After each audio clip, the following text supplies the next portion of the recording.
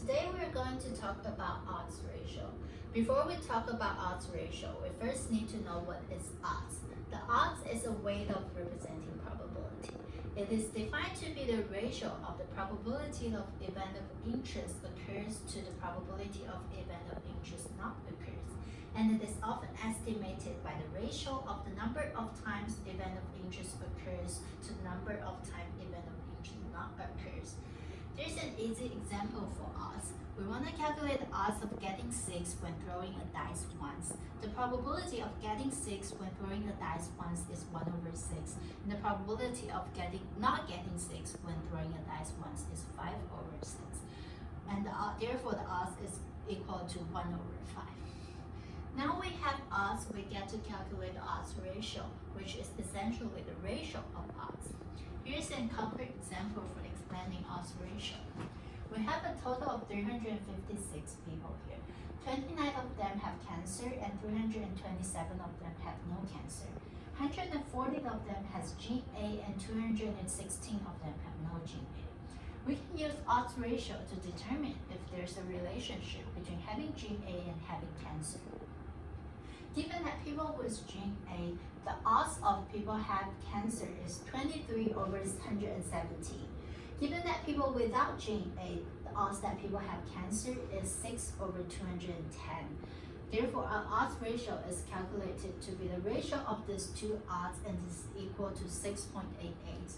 This essentially means that the odds for people with gene A and have cancer is 6.88 times greater than the odds of people without gene A and have cancer.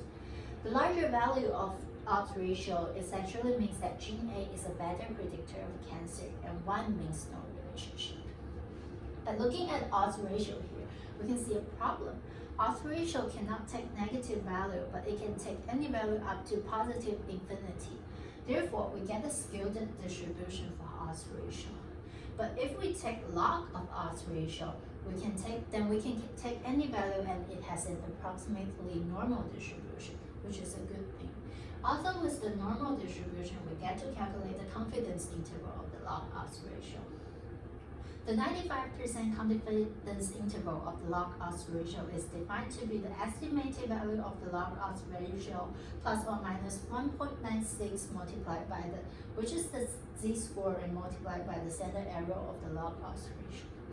The standard error of the log odds ratio is estimated by the square root of the sum of the reciprocal of the 4 frequencies up here, and it is equal to 0.4727. Therefore, our 95% confidence interval for our example is 1.928, which is the estimated value of the log odds ratio, plus or minus 1.96 multiplied by the 0.4727, which is the standard error of the log odds ratio. Therefore, our 95% confidence interval is 1.0015 to 2.855. There's one other good thing about log odds ratio.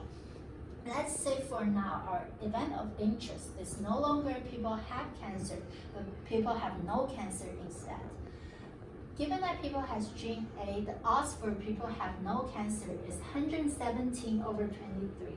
And that given that people without gene A, the odds of people have no cancer is 210 over 6. Therefore, our odds ratio for people have no cancer is calculated to be 0.1456.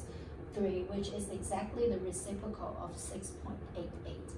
But we know that it's hard for us to calculate 1 over 6.88 right out of our head. Therefore, we look at the log of the odds ratio for people having no cancer. We found that this is exactly equal to the negative value of the log odds ratio estimated we got before. This one is much more easier to calculate. And this is all I have for today. Thank you for listening.